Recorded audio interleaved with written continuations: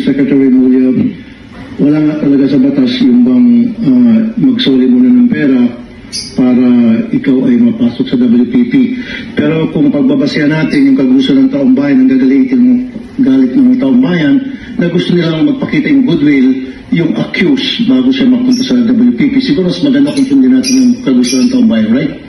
Opo. Thank you, Mr. Chair.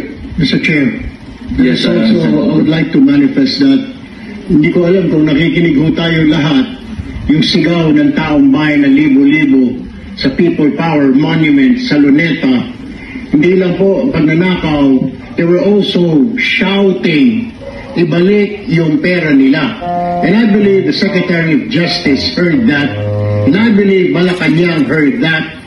Kaya nga po, dito po sa mga kontraktor, mga opisyal, isole ninyo ang pera ng taong bayan. Hindi po batas ang pinag-uusapan. Wala ho tayong pakialam sa batas. Sometimes, you have to bend the law to be able to please the people. Mas mataas po ang taong bayan sa batas.